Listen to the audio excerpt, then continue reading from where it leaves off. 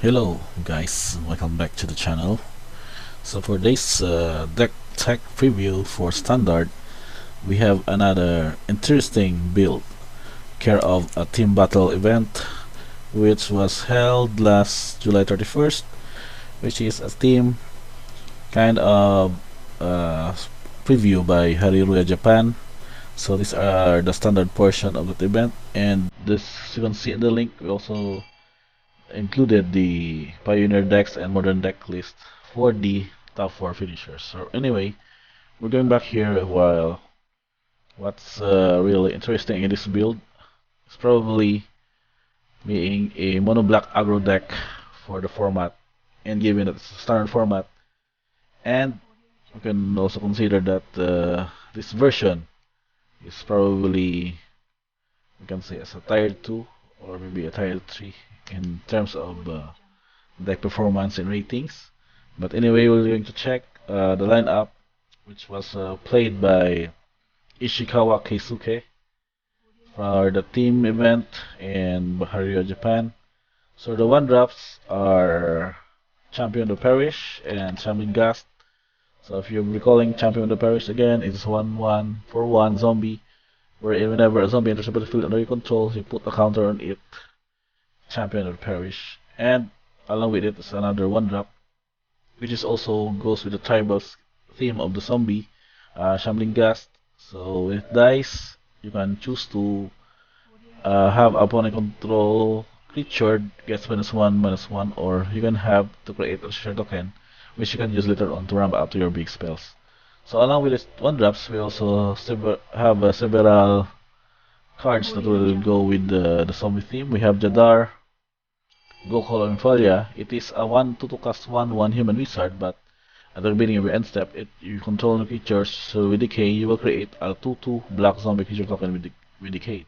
So basically, curving from Champion of the Parish into Jadar, you can basically create another 2/2 added to your board, and making the trigger for Champion having a +1/+1 counter on it. So with the 2 drops, this is another virtual 2 drop for the deck. You have 4 copies to obtain an adversary, but it is a good and more performing in the late game because of its ATB ability, wherein you can pay additional 3 any number of times. So for its payment cost as done, you put that many counters on the adversary, and then you create twice that many 2/2 black zombie creature tokens with the cape. So basically, it is a minimum trigger at 5 mana. You can pay 2 to cast it. When it enters the battlefield, you pay the rest of your mana for 3. You get to create 2/2 black zombie creature tokens with decay. So along with it, you can basically have it as a 2/2 cast 2/3 death touch if needed. Then late game, it is also good for your mana sink and having more creatures added to your board from just one card. So for the 3 drops, we have 4 copies of Hellstinger. It is a zombie scorpion with exploit. So we can recall again the ability of exploit. When exploits a creature, you sacrifice another creature, whether it's Hellstinger or just another creature you control.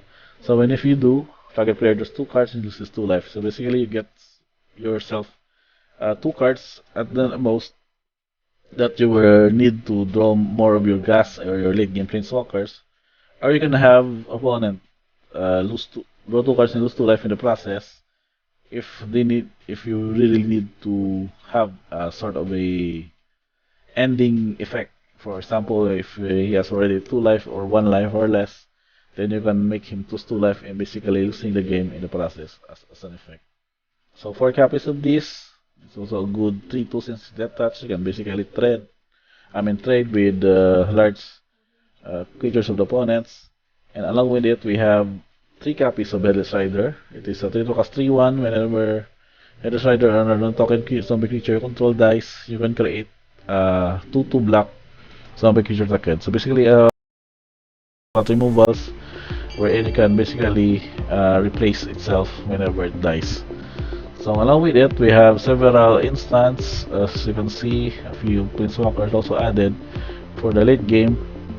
But I can then realize that the build is not purely for the zombies deck, but also it goes with the mid range with this choices of spot removals like Small Grass, Show Shatter. We also have Platinum Union, wherein you can also create two black Dominic tokens with decay as a sort of an exile effect for a target card from the graveyard. And also we have 18 Alive.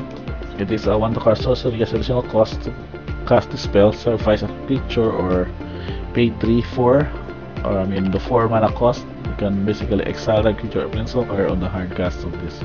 Along with it, we have 3 Invoke Despair. So that's my basic conclusion why I mentioned that it is more of a mid-range deck for with the zombie theme in the early game, because of these cards like Invoke Despair, basically having them lose life if they cannot do these conditions by sacrificing a creature, sacrificing enchantment, and a planeswalker. So basically, it is a good removal for one of the best planeswalkers. If they maybe produce a hard-casted planeswalker or a creature on their board, you can basically Invoke Despair them to have them sacrificed, and the rest effect, if they don't, they will lose 2 life and you will draw a card in the process. So another card draw and a life reach in just 1 card.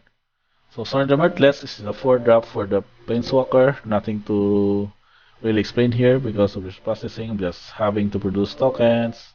You can have to draw cards from library, but using your life in the process, and having the loyalty 13 damage to any target and gain from the life. Also low is 1 copy for your late game for gumming up boards with your 2-1 spider tokens. And also Mokotai Soul Reaper, which is an artifact vehicle, but whenever it attacks, may sacrifice another artifact creature. It puts a counter on it and begins menace another turn. So basically this is a good 2-drop on its own. If you have several creatures with decay, you can basically use them to pull this creature and have it attack against opponents for dealing 4 damage early. So Mintok Massacre, just another utility card for Witch, and can also sweep opponents' aggro start if needed. And with the land drop choices, we have 22 lands, 19 Swamp, 1 Takenuma, and 2 Hadra Eternal. So overall, this is more of the pseudo mid-range, but I can say that you can basically add or start aggro with these several 1-drops and 2-drops in the deck. If we can check on the sideboard, we have several choices with adding more specific spot removals such as High Event Defiblement, March of Richard Sorrow against maybe late game mana sink against creature or planeswalkers and gaining life in the process, more Infernal Grasp as a solid spot removal, Power Word Kill for maybe a conditional spot but may be effective in some matchups because it does not let you lose life in exchange for external Infernal Grasp. We also have 2 copies of Crippling Fear, wherein a 4-cast sweep for other aggro, maybe for mono white or mono red.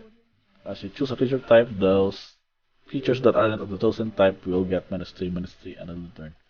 And for the late game, we'll be having another copy in Multispair, Mythok Massacre, and surprisingly, he didn't include any duress in the sideboard. So maybe we go with more creatures, and maybe the matchup there is expected to be more of the aggro setup than that of the mid-range or control.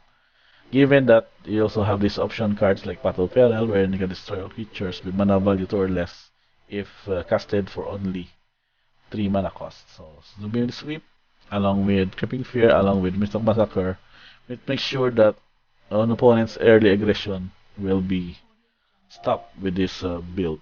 So overall, I can basically say that this is a good deck, but I might suggest that having Duress, if we wanted to play this in a 1v1 standard setup, Duress might be a good replacement for some of these, such as March of this, March Fatal Peril, maybe a Show Shatter, since you also already have Invoke Despair for a sacrifice effect, and to make sure that discarding them and seeing their hand to see their next turn's play will be very relevant as you go with how you would also react to what their current cards at the moment will have.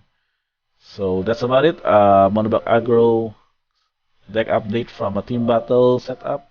If you really like to try this for your grind in MTG Online or Magic Arena, You can just basically check on this list. This is located in MTG Top 8 website, and maybe, just maybe, just put up your comments and recommendations as you try this build on your daily rank grind, or maybe for just some casual skirmish battle with random opponents in those platforms mentioned. So that's about it. Thank you for watching this Sounder Tactic video. Until the next time, and see you guys.